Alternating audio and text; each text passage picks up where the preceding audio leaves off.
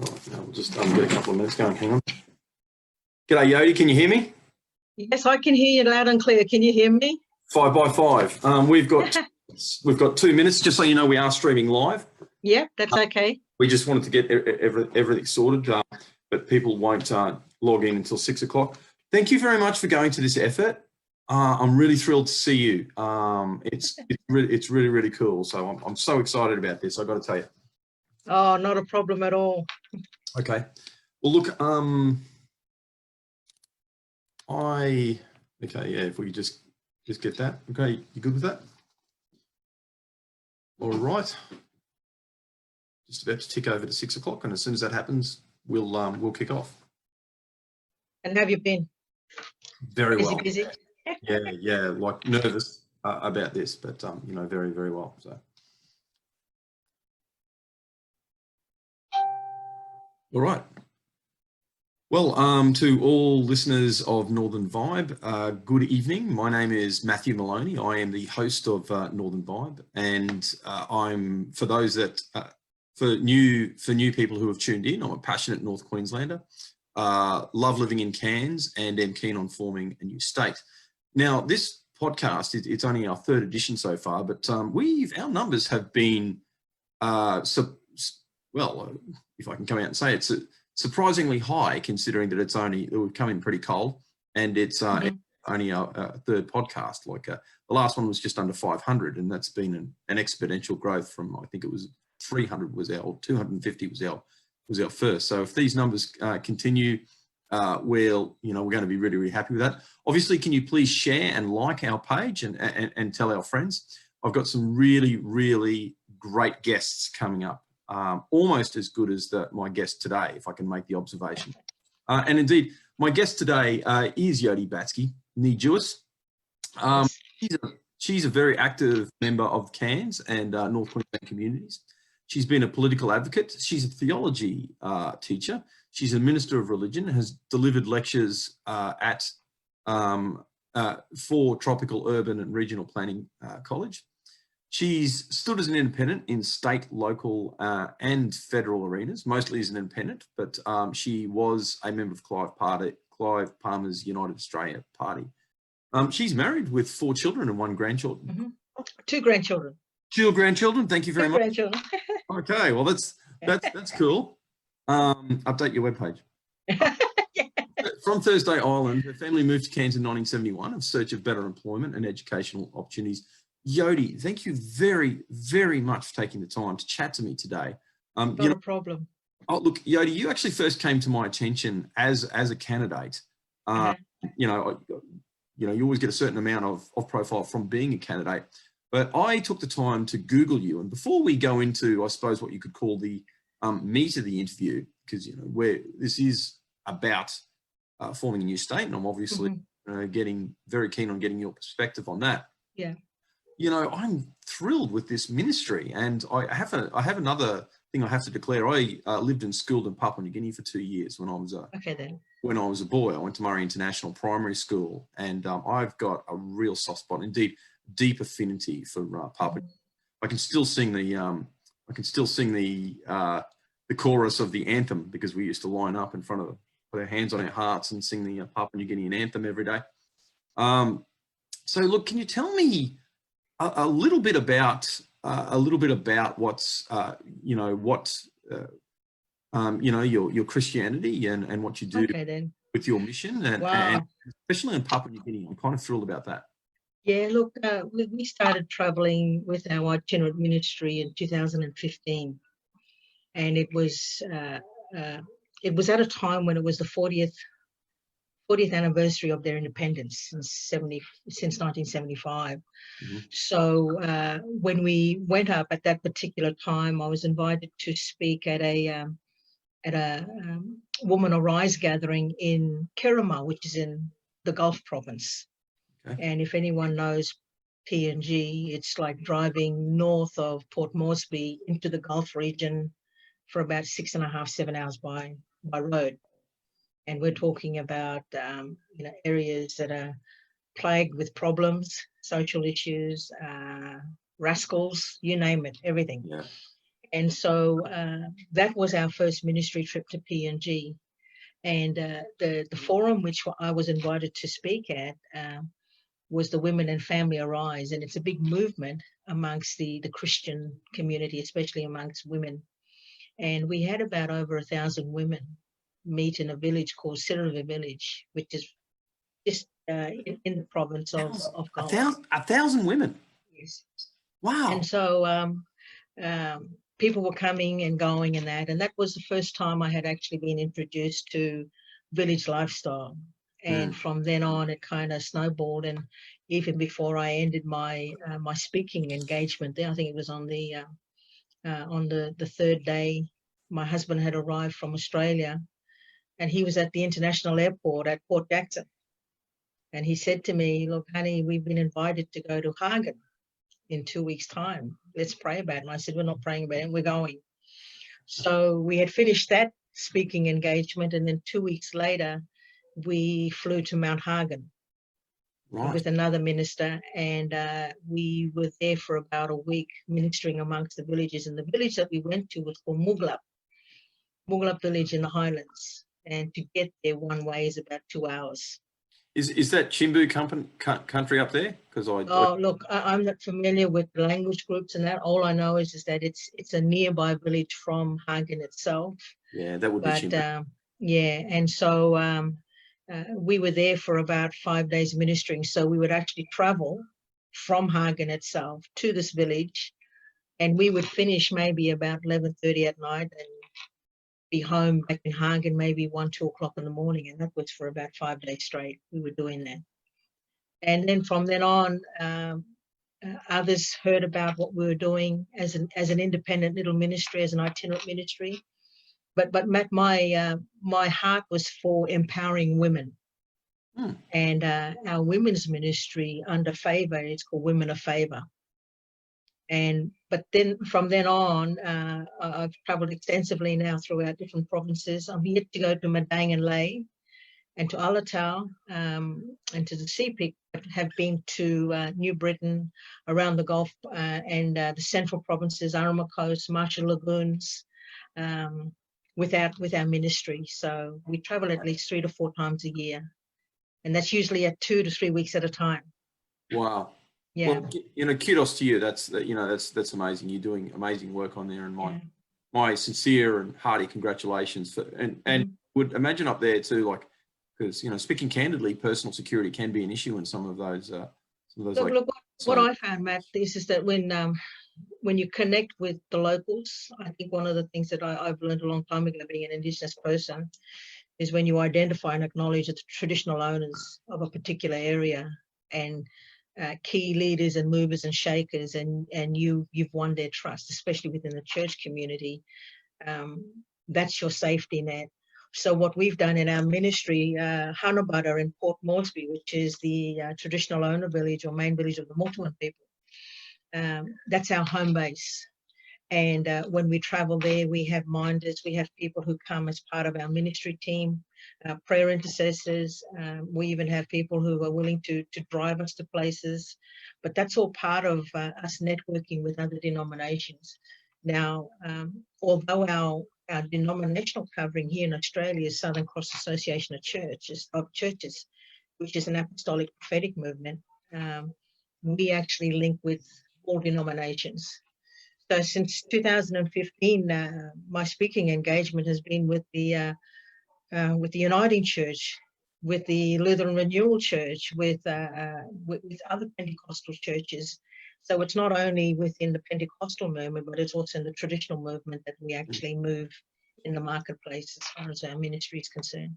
Oh, look, that's fantastic. Thank you for giving us that insight into a very interesting and I would imagine challenging but rewarding part of your life. So that's that's an insight into your character, and thanks for sharing.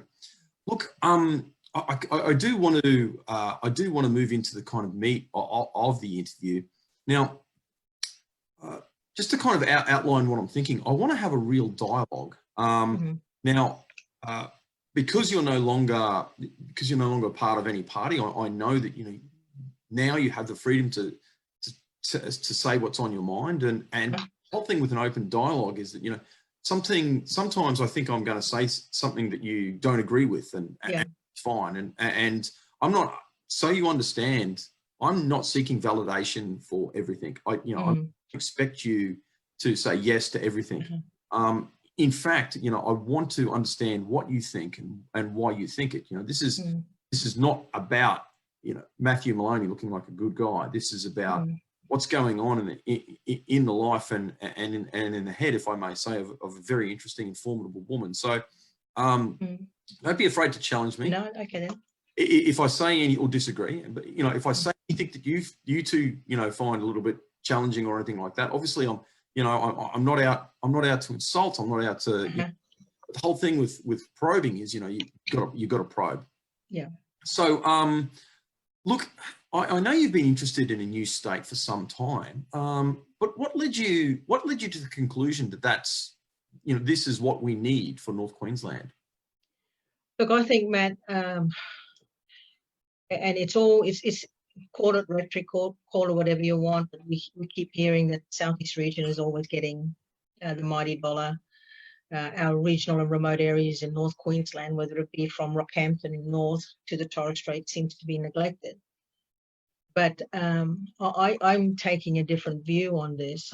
I firmly believe that, and you know, people can agree or disagree, but a lot of our state's export earnings is coming from our regional and remote areas. And when you look at the economic base of our regional remote areas that's able to produce that export earnings, you've got to ask the question, well, if we can produce that type of export earnings, although we have Ports North, which is a government-owned entity, owning 2 of those major ports here in North Queensland, but we still have that potential of those export earnings, then we should be able to be more independent in our governance structures. And look, I think you've nailed it. Look, part of the job of Boot Brisbane, the new state organisation that I'm part of, is advocacy. Well, the main thing is advocacy, but part of that is, of course, providing the facts and figures around it. Now, I encourage you and anyone else who's interested that, you know, we've got some very good facts, figures and statistics in regards to just how much money we earn. And indeed, I'd also like to make the observation that we've spoken to Professor Bernard Salt about this. His interview is on Northern Vibe. I've got to say that was kind of really my first interview along these lines, and it was so exciting speaking to someone who I don't think I'm out of line by saying is a photographer, and the inventor of the, you know, the smashed avocado and the tie line and all these other things that have become part of our lexicon. And look, he's indicated that you know, once you hit the 1 million people mark, and depending on where you draw the line, like if you draw, and we have no official policy on this, we just have discussion points, but let's say you draw the line just south of Gladstone. Really, to paraphrase, and you know, the stats on our website back me up, and indeed stats from other research organisations which we've included there. We can afford it with people, and really, that, you know, they're the 2 kind of practical things.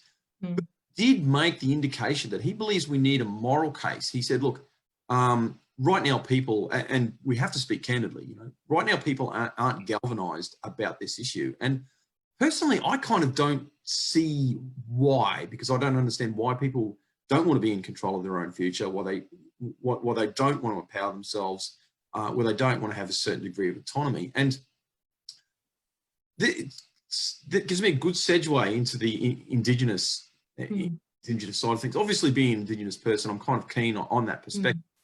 I know you're not just limited to that.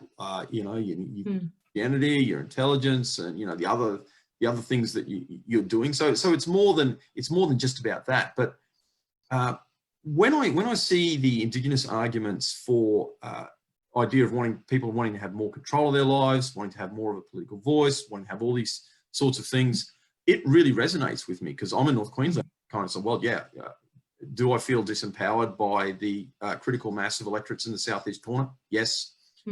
Health being taken away from us? Yes. Do we control over the issues of our lifestyle because because out of the 93 state electorates in Queensland, 73 are within a 250-kilometre radius of the Brisbane CBD. Does that mean we lose power? Because that's only 20 elected representatives for the rest of the state, Yodie.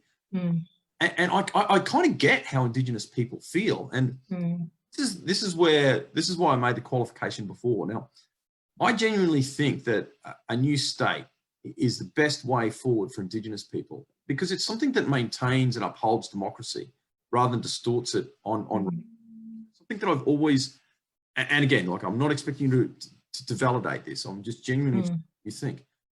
Me personally, I'm mixed race. I do identity politics, like and I totally respect and understand it. I have a deep feeling of that, but it's not me. Like, I want to be judged, to quote Martin Luther King, by the content of my character rather than anything else.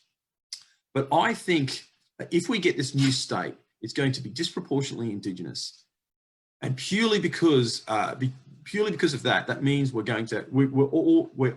are already getting. It's important to note that, generally speaking, in Australia, we're getting a lot more Indigenous people getting elected, and it's not because they're Indigenous; it's because they're competent, they're capable.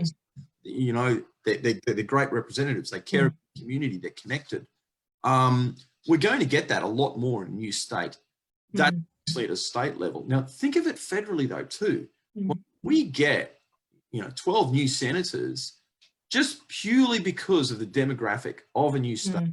If you drew the line round about, slightly south of Gladstone, let's say, for discussion only, think of how many people are going to be elected to the Senate. Like, they're just naturally going to be Indigenous people. And think of what it's going to mean for people being able to take control. So, well, you know what? We actually do want to kind of make laws. Yes, we want economic advancement. We get that. But there are some things that we want to protect. And having said that, there are some things that we're willing to sacrifice for our economic development and to be part of the Australia, the collective Australian future. I'd really like to comment and take on that. Look, my thoughts on a separate state, for those that may not know, it's nothing new. Way back in, I think it was 2012, I was part of the North Queensland Party that was chaired by Beatrice Booth. And Beatrice Booth was the former Queensland Chambers of Commerce chairperson. And at that time, the narrative that we were basically promoting, try and build a membership base so the party could be registered in time for state elections to be held at that particular time, the coming state elections. It was about the lack of resources coming to the North, although the North was producing all of the state's GST, yet we weren't, or the state's export earnings, and we weren't receiving anything back. But over the years, when I've had a look at why is that so, and first of all, yes, we have a high Indigenous population. We have the majority of local government associations out of the 77 in far north Queensland. And my issue, though, Matt, is that in order for us to sustain a separate state, we're needing the population mass. And my concern is that our current government, both federal and state, have controlled the population growth in North Queensland. And how do they control the population growth? Well, it's your essential services. We're crying out for dams, we're crying out for roads, we're crying out for better health systems, we're crying out for better access, we're crying out for cheaper airfares, we're crying out for all of these things, but it's very slow coming from the government. And that is one way of drip feeding the North and stopping our growth, because you and I both know, in order for us to have a separate state, we also must have the population base. And then the Electoral Commission will determine what the electoral region, or what the state boundary, where it would be. At the present time, for the seat of Cook, and that's I'm running for the seat of Cook. We're taking in Mareeba, Port Douglas, Mossman, all the way up to the Torres Straits. Now, when you look at it, the population at a state level for us to have a separate state would be also representative or the same as the seat of Cook. Now that is about 90,000 or so. I think it was 150,000. I'm not too sure. But when you look at it, we actually have to see how the government's controlling our population growth, because we're needing that population growth to go back to the AEC and also to say, hey, we are busting at the seams here. We are overpopulated. We are needing another electorate. If not, we have the right to be a separate state. But the government is controlling that. And, you know, the narrative that I'm looking at, and I have been for a while, and people think, well, you know, your thinking is just beyond what anyone else is thinking.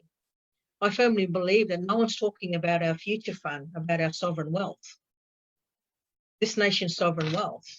And if you have a look at the charter in which it was established under the Rudd government at the time, I'm sorry, the Howard government at the time, and with Costello as I think he was the treasurer, we couldn't have our natural resources as our sovereign wealth. Something else had to be used to basically look at our future fund. And so our health is used as part of that future fund. Aboriginal and Torres Strait Islander land and sea and fishing industry last year was also included in that future fund. Now, where I'm going with that is that part of that future fund is also infrastructure. So we're talking about major bridges, we're talking about tollways, we're talking about government buildings that are being maintained and managed under by property managers. They are assets that the government has that actually contributes to the future fund. The problem is that most of that is in the southeast region. That's why they're always doing, you know, people saying, Yodie, you're off the mark. And I said, well, how many tunnels does Brisbane need? Yeah. How many new rail systems does Brisbane need? How many new overpasses that Brisbane needs? And pedestrian crossings. And pedestrian crossings. Bridges, yeah. Yeah, precisely. See, we're talking about bricks and mortar infrastructure that generates and contributes to our nation's future fund.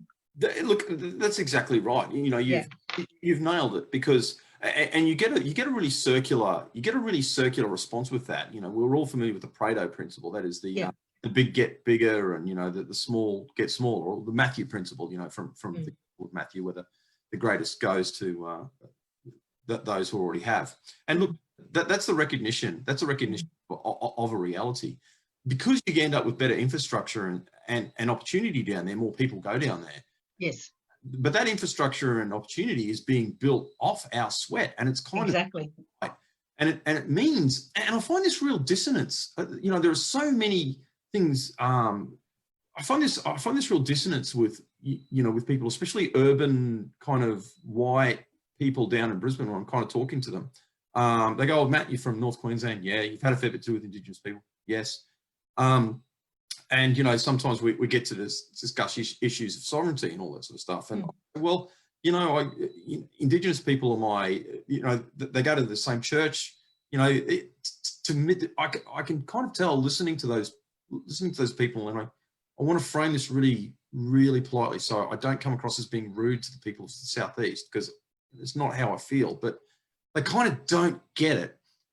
That they see Indigenous people as like a problem or an issue, whereas I see Indigenous people as my neighbours and the people I go to church with and the people I go to football with and the people that, you know, I don't see Indigenous people as an issue to solve. I see them as my fellow citizens, as the people whom I care about.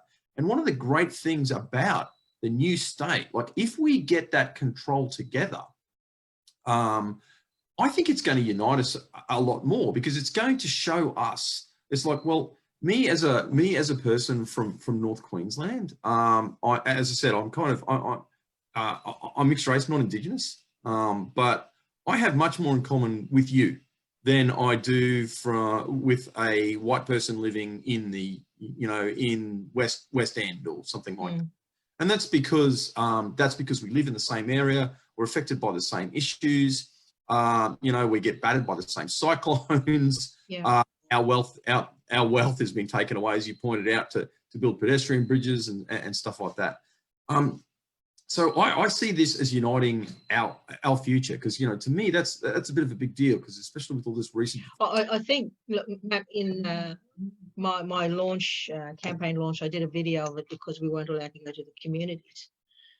But what I actually mentioned in that is that Far North Queensland is seen as a social welfare dependent region.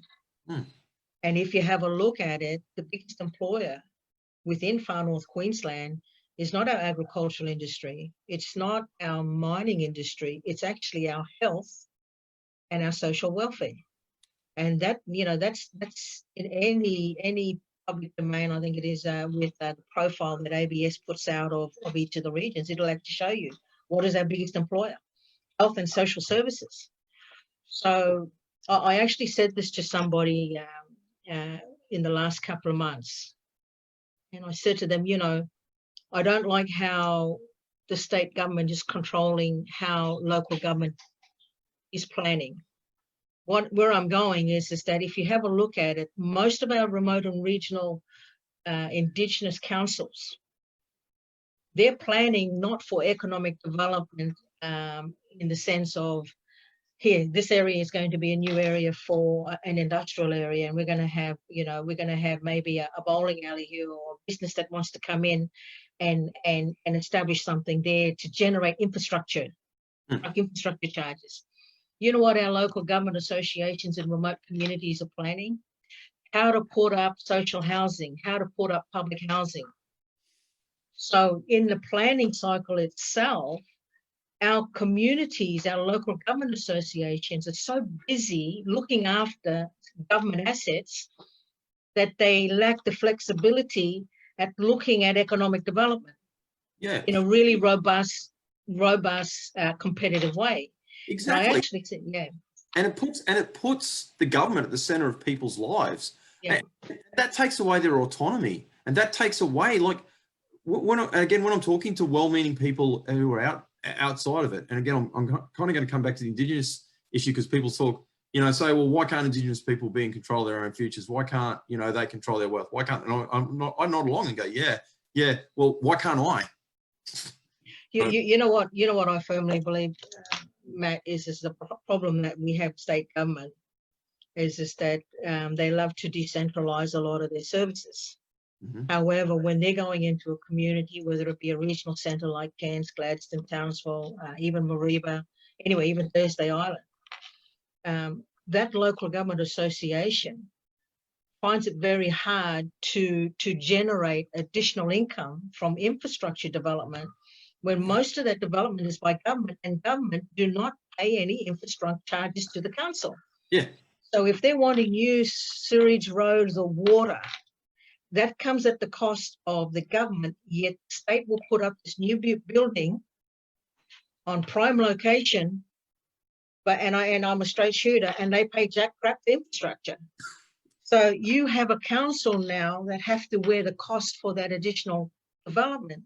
So where I'm going is that whilst the government is wanting to provide for the social needs of the community, whether that be black, white, or brindle, because there's community housing, there's social housing, it's right across the board. Exactly. At the same time, they don't want to pay for the infrastructure that needs to be developed. And I firmly believe that that's one of the reasons why we are not, we don't see much progress in some of our councils, is that they're actually wearing the cost for something that the state should be doing. It's nice putting up these things, and we have to house people. I said to someone, it's a human right to have shelter, food, clothing, water, and a good health system. It's the government's mutual obligation. They should be doing that. But at the same time, it comes at a cost to the local government associations. I'm all for the work for Queensland funding that the Queensland government is giving to the local government to maintain the roads. But it's not new money. It's money that is just providing ongoing employment to maintain state assets.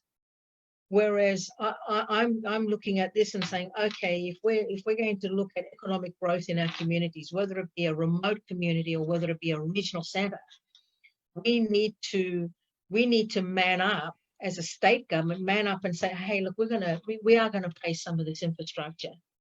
We're not going to put up a new building and expect you to pay for all of the sewage and the water and the road that needs to be connected to this.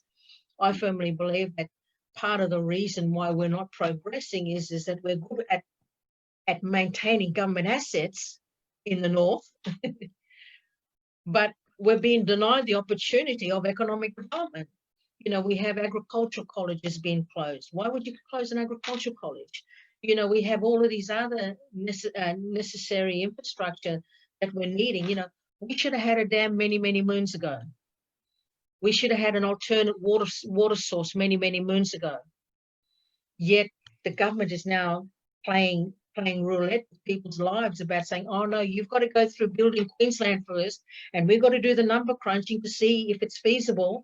And then once we've done all the number crunching with our money experts and that, we'll see whether or not that project should go ahead. When in reality, the people have been asking now for the last 20 years, we want water. Mm. So where I'm going with this is that the problem I see, and you know, people can argue with me, but the government is purposely controlling the growth, the population growth of the mass, because they know that when there is a growth in population in North Queensland, there's justification there for a separate state. Mm. Why? Because it happened way back in let me see, when did we get become a separate colony? 1859. 1859, separate colony, 1859. Why did we become a separate colony from New South Wales? Because economically, we're able to sustain ourselves. In population-wise, we're able to sustain ourselves. So the precedence has already been set there for a separation of something.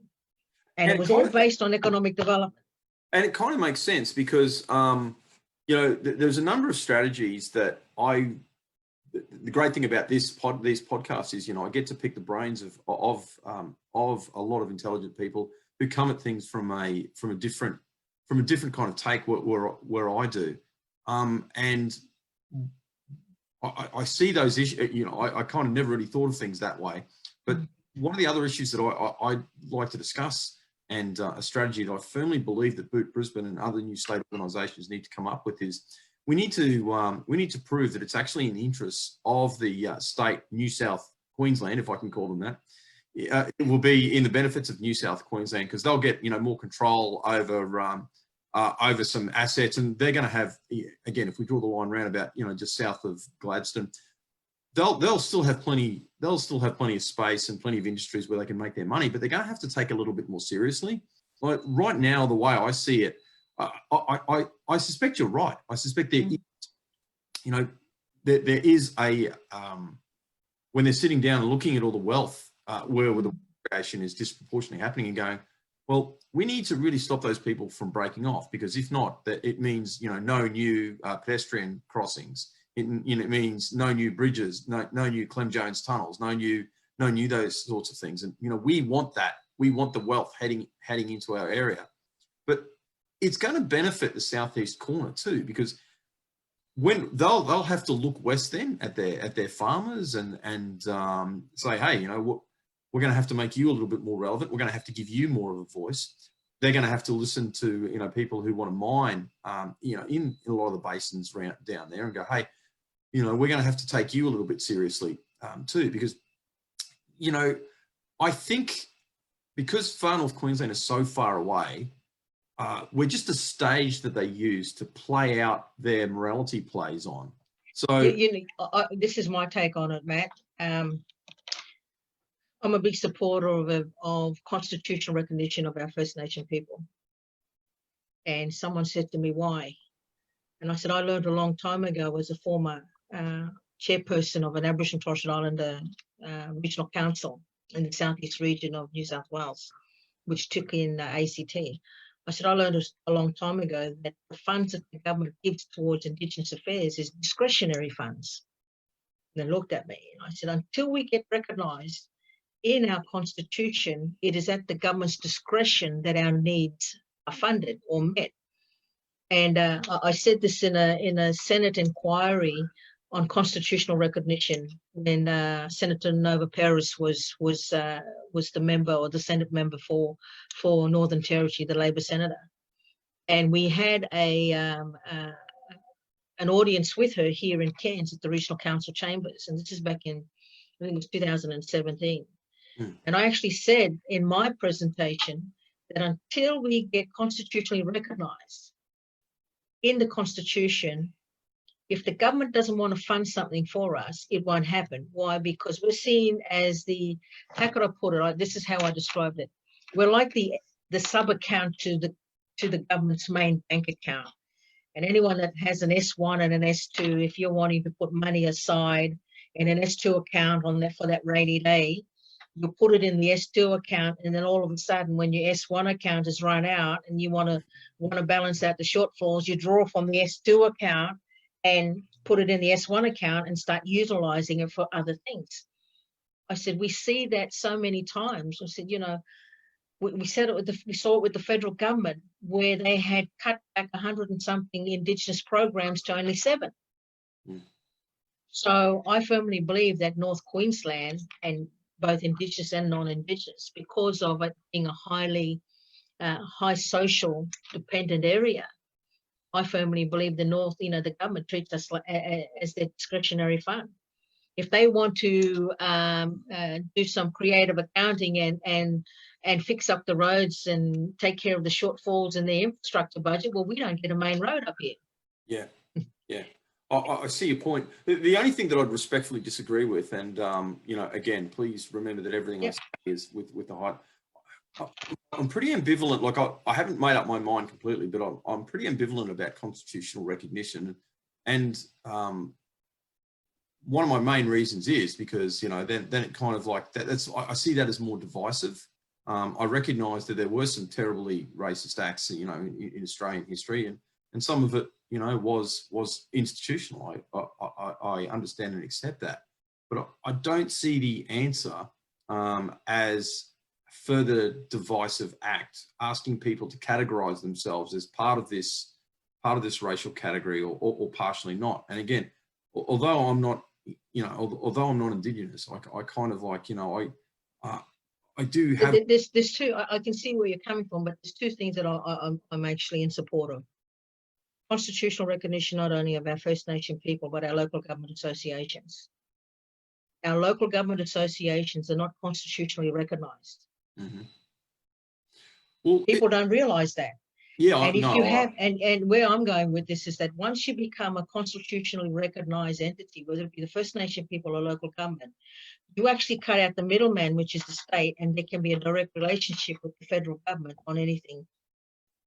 But at the present time, even our local government associations are fighting that. The Australian, you know, you look at I think that would be more of a problem than a solution, and here's my reason.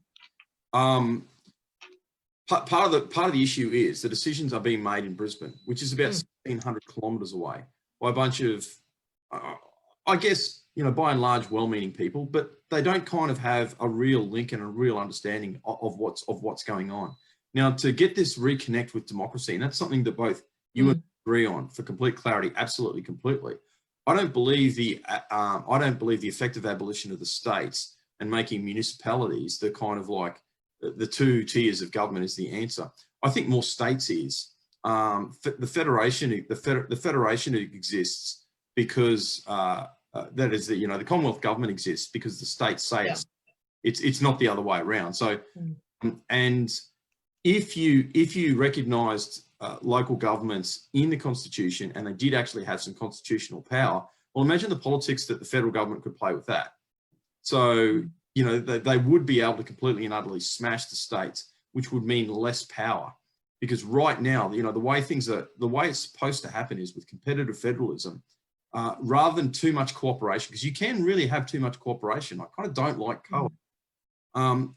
If you look at, let's say, law enforcement, one of the big issues when the Queensland Police put forward all those bikie laws, now side arguments as to whether or not it was, you know, it was an okay thing to do to outlaw groups. You know, putting aside that argument, okay, and that's another issue in itself. But it was very, very effective for at least a couple of months. We had large amounts of outlaw motorcycle gangs and other really serious criminals moving to Bali. Like the Bali police were screaming, but so were the other states. Yeah. Now, I know that, you know, at some of the commissioners' meetings, they were sitting down and going, you know, you're sending us all your bikies because you're chasing them out of Queensland. And the talk ended up being not like, oh, well, we have to do the same thing as well. The talk ended up being is like, you're a little bit too effective. You're competing too well. Can you scale it back and be less competitive?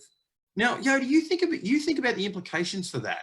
So if you have a group of people who are being a little bit too cooperative, they're not competing all that much, and you have these bloated states where they can kind of distort things, as we alluded to, and we agree on before, that's really not healthy. I think the answers are more states, more decentralization in the form of more states, greater, and again, that's going to give greater power. It's going to have people, more people closer to the decision-making process, and going and speaking to your local MP would mean something. It would actually mean something, because look, the other side as to why I firmly believe we're needing to have our local government associations acknowledged somehow within the Constitution is currently the dynamics in North Queensland, and I'll take the Torres Straits as an example. We have local government associations that are not receiving infrastructure dollar from the state to help them in their planning of their infrastructure needs, in the major infrastructure projects. What's actually happening is that the state is giving it to a Commonwealth agency who is then giving it to the local government. And where I'm going with this is that the whole idea of recognizing our local government will bring, I firmly believe, more accountability on how the state is actually treating local government. You know, we have a delegation that's heading down next month or at the end of this month with all of, you know, that's the Far North Queensland Regional Organisation of Councils. How much it's all the local, yeah. How much of that was to do with, you know, amalgamation, and how much could be solved by de-amalgamation? Again, like remembering that kind of like, you know, with the formation of a new state, that's going to have, and I tried to discuss this the other day with Costigan, to kind of explain to him, look, the formation of a new state is not just going to mean a lot for the people of North Queensland or the people of New South Queensland for that matter. It's going to reinvigorate, it really will, I believe this firmly, will reinvigorate the federation. So we are going to have a high degree of, again, competitive rather than cooperative federalism going on. That's where I think the answers are. Like, rather than giving too much power to yet another layer of government that, you know, and really, you know, there's that's opening a can of worms. Like, you know, just how democratically accountable would they be? To whom precisely? What's going to be their ambit? Like, are we going to end up with municipal police services? Because right now that, you know, they're just doing rates and rubbish. I do like the state system where all these different states are fundamentally supposed to be kind of like little countries united by a desire to defend themselves if someone comes to get them. I look at it this way. A lot of people think it's just roads, rubbish and sewerage. But there's a whole planning aspect here that both state and federal, whilst they're wanting to do something, say, for instance, putting up a new Commonwealth building or a state building, they still have to comply to the local planning laws. They still have to do something in accordance to what that council is actually doing as far as their planning schemes, whether it be for a new social housing or a new government building. They still have to comply to planning laws. And I think that's one of the things that people tend to disregard at a local government level. And I think my appreciation for how involved local government agencies are or organisations are is, I mean, it's been now for, I think, my involvement with various committees within the Cairns region, and just recently in the last 2 years on the First People Advisory Group with the Cairns Regional Council. I've made it my business to understand how local government works. And that appreciation has given me an understanding that while it's more than looking after, you know, dogs and cats and making sure they're licensed and making sure our sewage is running and we're not putting different things down the sewer to block it up, and making sure we have decent water infrastructure, aging ones replaced, and better roads, and flood mitigations and everything else. There's something else that they're doing, and that's got to do with planning for the future growth of a city. Now, that's why I firmly believe that more respect should be given to our local government, because when we become a separate state, or whether it be in 5 years, 10 years, or 20 years time, it is the local government that has to implement all of those state activities or provide an opportunity for planning. Okay, state government comes in and says, okay, we're going to have a state government precinct. And often the state does that.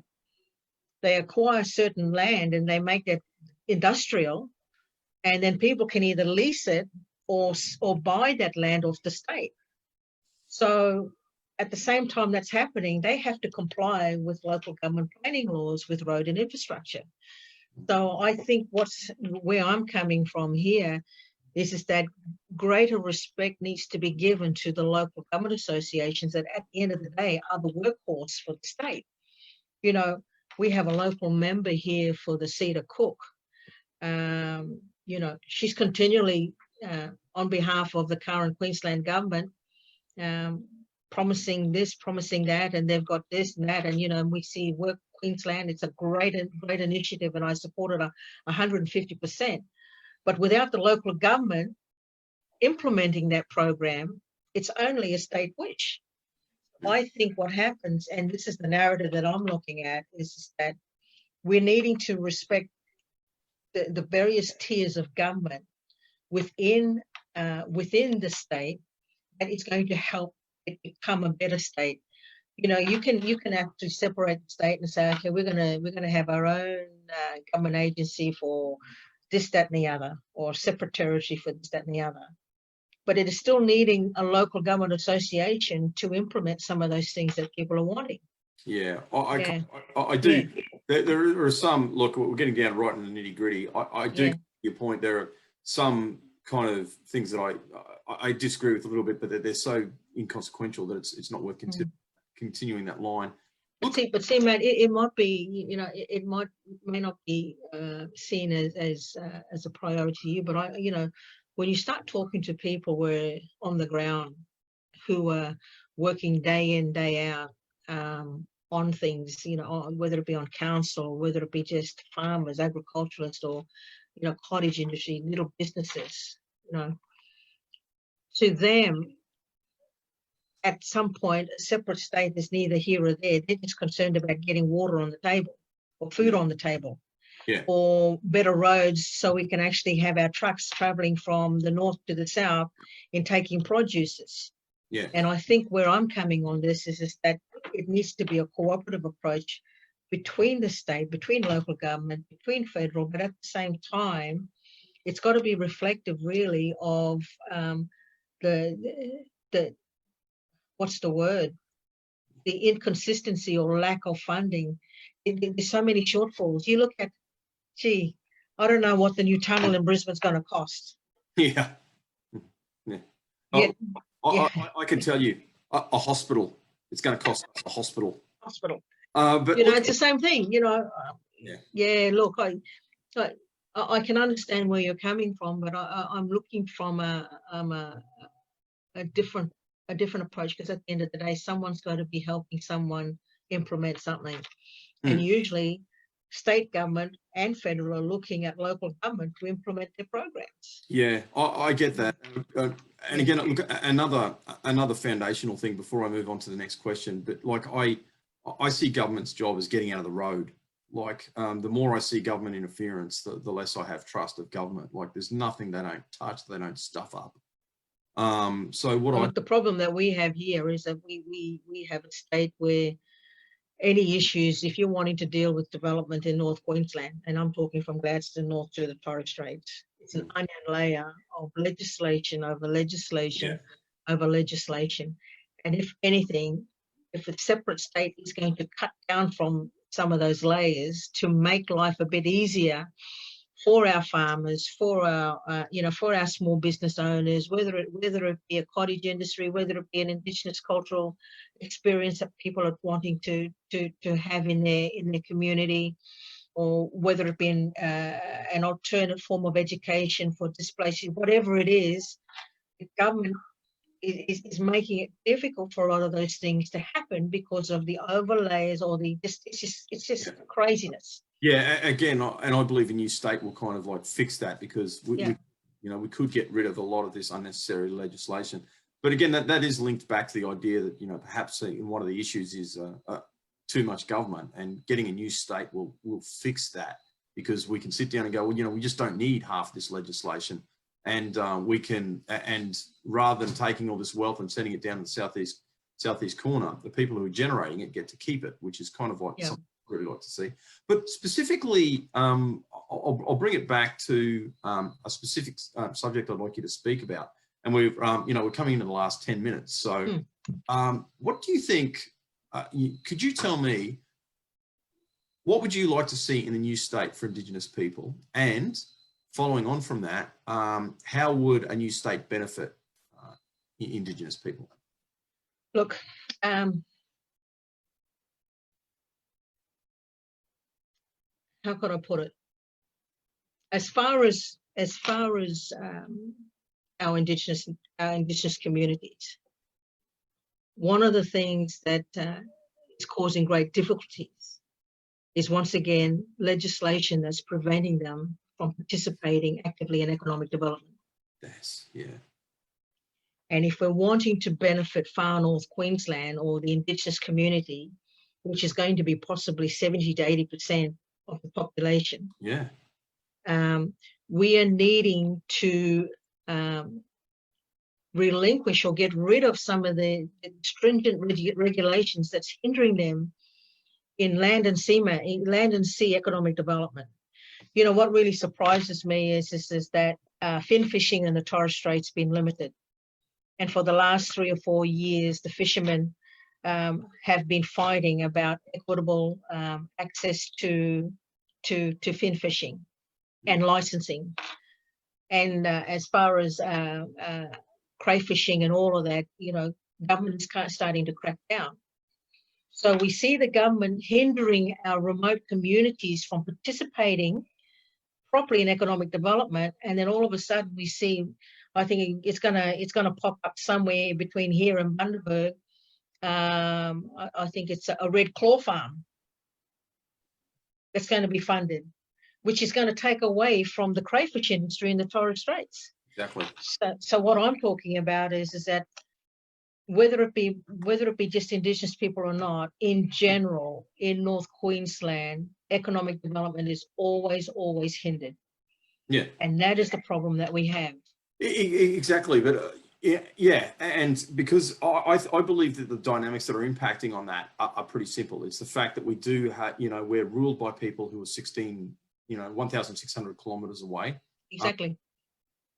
And it is about better representation for us, and the decisions that are made as to there's also been a bit of an overlap as to how things are happening.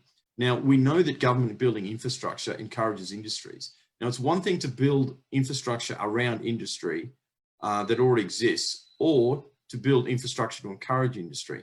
But it's another thing to start up an industry.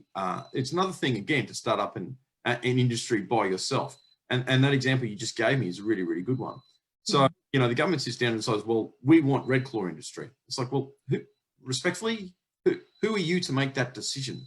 Surely the market, the free market can kind of look after that. You get like a company, be it Indigenous or not. And of course, most companies, in the new state are going to be, disproportionately going to have a lot of people working there on the boards and making all the decisions.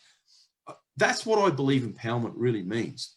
I think we get a little bit mixed up with this idea of democracy, where, and I really believe in it, deeply. But I think we mean, I think that we've come to believe that every action must be through the government. And unless an action is done through the government, it's not democratic. I don't believe that's why democracy could and should. No, I believe in people power. I believe in the grassroots saying, "Hey, this is what we need," and really stepping out with boldness, audax at fidelis. Oh, yes. You know, stepping out and saying, "No, we're going to, under self-determination and greater autonomy, this is what we're wanting as a region."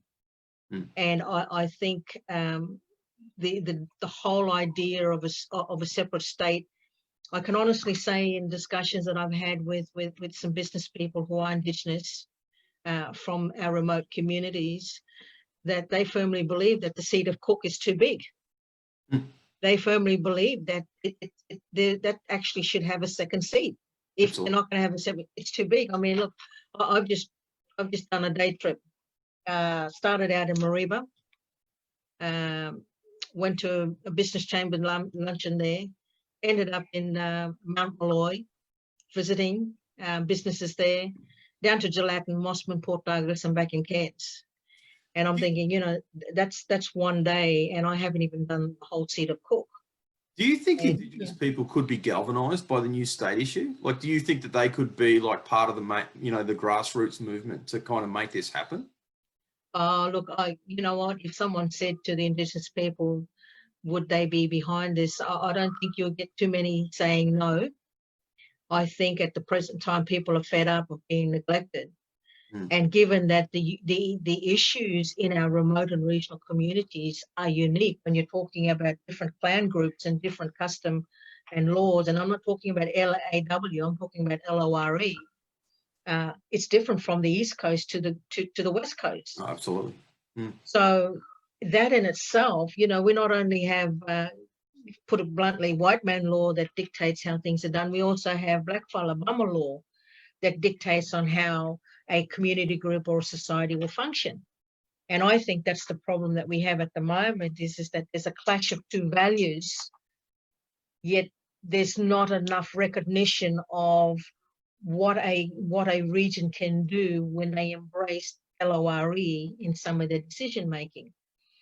But coming back to accountability, I think, you know, there's a lot of things that we can do to assist in that area as far as governance and developing a region. But if you said to a business person who's Indigenous, what do you think of a separate state? And they say, oh, yeah, let's consider it. Because we have a lot of the wealth of the region coming out from Cape York. And the bottom line is that they're just waiting for an opportunity to thrive in economic development. But we have this law and this law and this law, and we have national park, and we have World Heritage, and we have, you know, I'm not against that. I'm from Woodsea country, Shelburne Bay, and we have 2 national parks on our country. And we understand the management practices that we have to implement, especially from the state. But there's another side of it too, is that, you know, our group plus others are looking at economic development, but we can't do that as yet because government legislation will prevent that. So once again, if that narrative was ever sent out to the Indigenous population in North, I think you would actually have quite a few of them saying, look, you know, let's start talking about this. Well, my next question would be, well, will you be the person that helps galvanise the Indigenous community to help make this happen? Look, Matt, I'm already discussing that with people who I know who are movers and shakers in different regions. Wow. And when a business person says to me, you know, we should have been a separate state because our issues are different, or we should have been a separate seat in the state. Absolutely. A separate state in itself, a separate seat in Queensland itself. You know, people are already talking about that, and that's nothing new. Right. Well, yeah. Look, we're gonna start to wrap things up because we've been for an hour, and there are so many other things that I do want to ask you, but I'm not going to ask them all now because no, that's okay. With your consent, there will be another Yodie interview. Yeah. This has been most interesting and most informative, and it's raised a big list of questions in my mind. But quite seriously, once we get off camera, I'll really speak to you, and I really want to get you involved in our in this movement, because I think we need someone of your calibre and your passion working to galvanise the Indigenous people of North Queensland to help them see that this can be about better representation, and that Indigenous people can get everything that they want. They can get the representation, they can get the empowerment, they can get the economic growth, because they'll be in control of the legislation, or no legislation. Mm-hmm. Right? They might look at it and go, "No, we don't want a law about that. Look, I'll say it very quickly. Can you just leave us alone?" Look, I'll say it very quickly, Matt, because I know time is the essence here. But amongst mainland Torres Strait Islanders and Torres Strait Islanders from the homeland, the whole discussion around greater autonomy has been around now since the mid-90s. This is and the position has been developed, and our business at the time helped develop the mainland Torres Strait Islander narrative for this. It still sits in Hansard in federal government. Well, I believe this is the answer. I sincerely believe that the new state is the issue, and is the way that we can really come together as North Queenslanders, that we can get everything that we both want. Because as I said at the beginning of our discussion, when I hear when you look at the the NAIDOC themes, and when you hear a lot of the speeches of Indigenous leaders, elected, unelected, they all say, oh, we want empowerment, we want autonomy, we want control, we want to be able to decide where we're going to create wealth, we want to be able to decide what we're going to protect, we want to be able to decide these things. And I'm nodding along like I'm a bobblehead. I'm thinking, well, if we all do that together as North Queenslanders, well, first, it's going to empower us. Second, it's going to benefit the rest of the country. And third, it's going to bring back a degree of, and I totally understand, for complete clarity, competing with someone doesn't mean crushing them. No. There is always a degree of cooperation with competing. In fact, competing with someone, a prerequisite of competing with someone is cooperation. You've got to be playing the same game. Mm-hmm. Like, you race.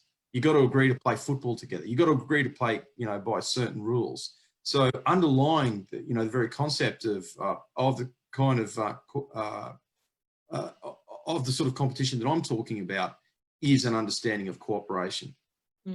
Look, thank you for taking the time to speak to me today, Yodie. And I just want, for all of our viewers out there, she's driving back from Mount Malloy. She's pulled over on the side of the road. She's gone to great lengths to speak to us today. She is, of course, running a campaign, so she is as busy as a one-legged ballerina, or as a one-armed bricklayer in Syria. So the fact that you've taken time out of your busy day to enlighten us with your very unique and insightful perceptions is not going unnoticed or unappreciated. Thank you. Okay. Look, we'll kind of clock off now, but Yodie, I'll be in contact, and I'm quite serious about getting you involved and getting you to help us light the fires in the Cape and Torres regions to get this new state happen. I don't think it can happen until Indigenous people are fully engaged and until they're talking about it. Thank you. Thank Definitely. you. Good evening. God bless. Bye. God bless.